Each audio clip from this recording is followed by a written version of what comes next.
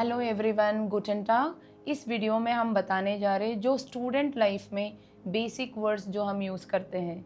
तो बहुत सारे वर्ड्स हैं, लेकिन कुछ मैं 10-15 बताऊंगी ताकि आपको यूज़फुल हो जाए। तो एक होता है सबसे पहले स्टूडेंट को जर्मन में male student, female student. So डेयर स्टूडेंट, डी स्टूडेंटिन।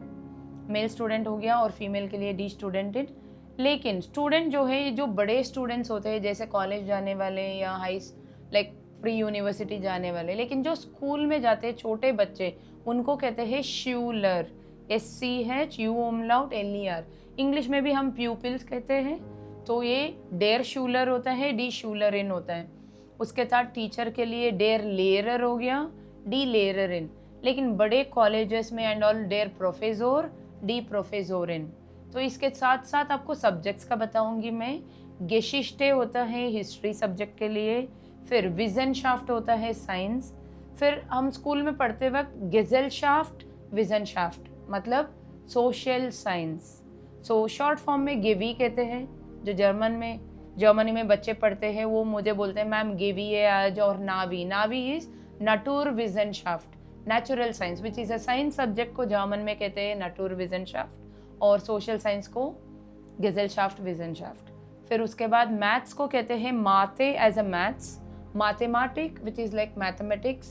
और उसके बाद कुंस्ट होता है आर्ट्स। तो इसके अलावा आपको और कोई वर्ड्स बताना है, जैसे डी क्लासे का मतलब है क्लास, जो आज कौन से क्लास पे आप पढ़ रहे हो या जो भी है। लेकिन क्लास रूम होता है ना, उसको हम क्लास एंड सिमर कहते हैं। क्लास रूम इज दास क्लास एंड सिमर, और डी क्लासे इज योर क्लास। माइन जोन स्टूडियर्ट इन देयर 10 क्लास है, studying in 10th standard class.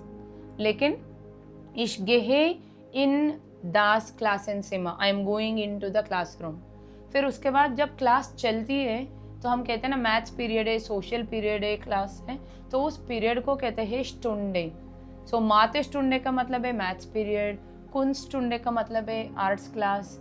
तो इसके अलावा अगर मैं बोलना चाहती हूँ कि आज मेरे जर्मन के क्लास अच्छा था, मतलब जो टीचिंग करते हैं उस क्लास को कहते हैं डेयर उंटरिस्ट। सो ich habe Unterricht मतलब मेरा क्लास है। तो क्लास वर्ड इंग्लिश में कंफ्यूजन कर सकते हैं, लेकिन जर्मन में याद रखिए क्लास मतलब जो टीचिंग करते हैं उसको उंटरिस्ट कहते हैं, डेयर उंटरिस्ट।